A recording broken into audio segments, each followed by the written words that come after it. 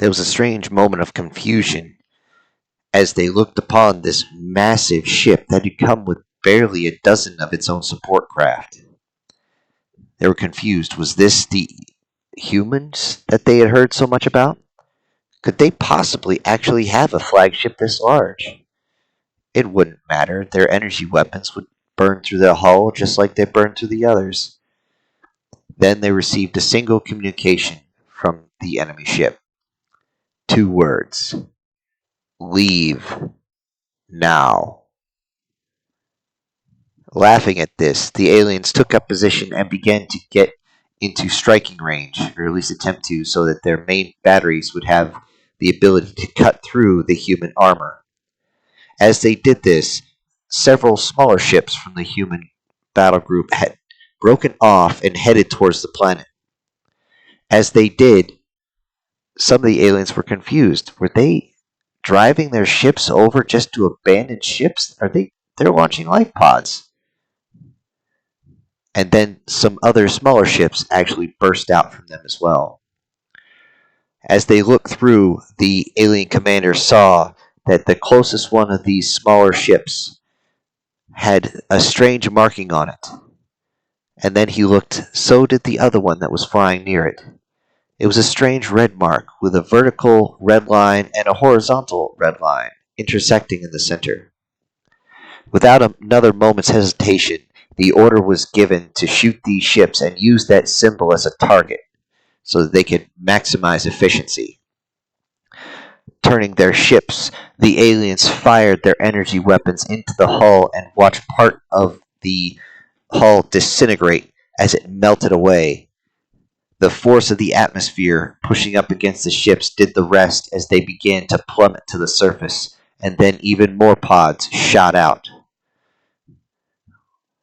This was one of the last things that those aliens ever saw. As they cheered, the human fleet suddenly flashed several lights at them, and they only had a moment to consider what was happening as a whole bunch of projectiles, some numbering in the hundreds of thousands, started piercing the hulls of their ships, going straight past their energy shields. How is this possible? Suddenly, 20, 30 ships were split in half or cut stem to stern by these projectiles. The alien battle group turned towards the massive human ship and began to engage with its energy weapons. To their absolute shock, the energy weapons could not penetrate the hull like they could with the other ships. It only took a moment, 1 or 2 galactic seconds, before their energy weapons were able to cut through the smaller ships, but this one was another one altogether. It began to rise from its position as it had jumped in around the southern pole, and the alien ships were around the planet's equator. As it moved up, it began to move its larger guns, and the aliens shuddered at the size of what they saw. A massive energy blast, a blue stream of light came out from the dorsal side as it cut through the enemy fleet in one large swath. Any ship in its way was cut apart by this massively dense beam of particles as it made its way through. This made the formation on the alien side break, and they began to shoot wildly into the humans' battle group. Another volley of the projectiles came through and began to tear it to pieces.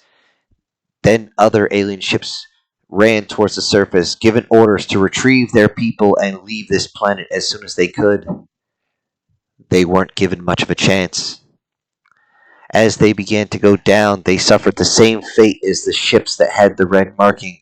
The humans fired on them, more often than not catching them in the engine, and watched as it tumbled.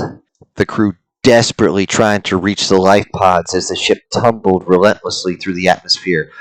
The alien ships, still in orbit, continued to fire, tried to hold the line as they sent out some sort of recovery crew to try to grab their people.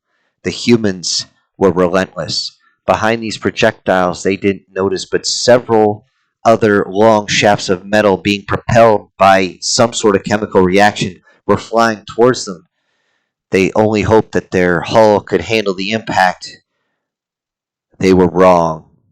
With every single one of these strikes, the front of the alien ship was blown asunder, like the front of an exploding muzzle that had been clogged. And then the ship was dead in space, and so was its crew. The aliens began to back up, trying to get away from the planet as they heard the messages from down on the surface. What that had been launched to the surface was not escape pods. They had released some sort of bipedal metal monster as it came through with a gigantic projectile weapon and began to blast through what was left of the Zeno forces.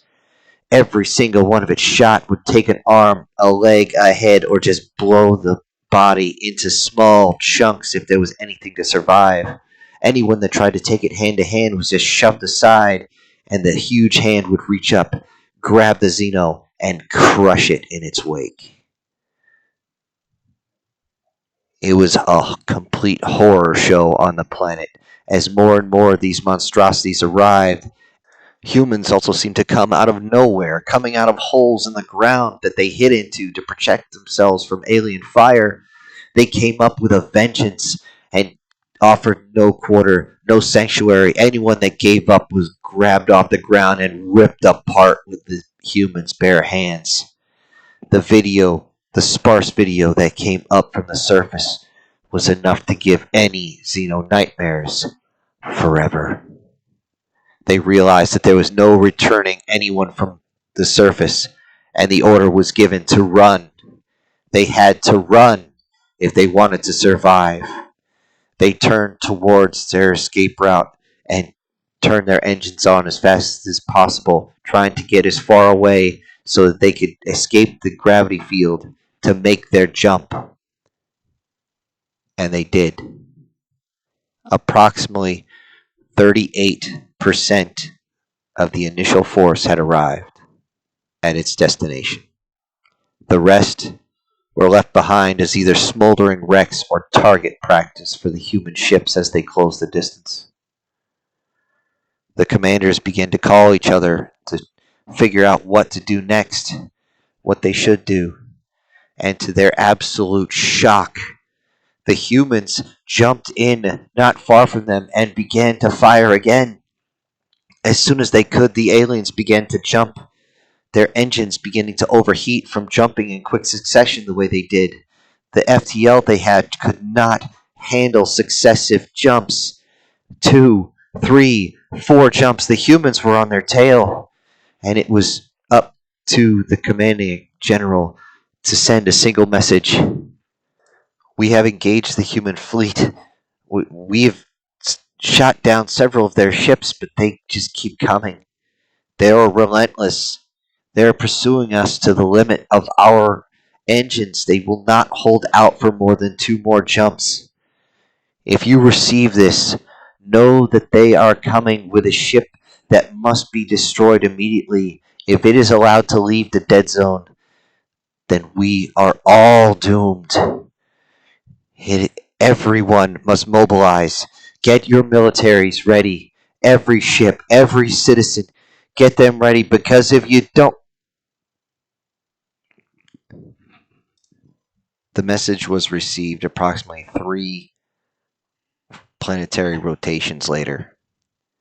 Every leader that saw the video, saw the battle, pretty much had the same look on their face as they looked at each other. Oh, shit.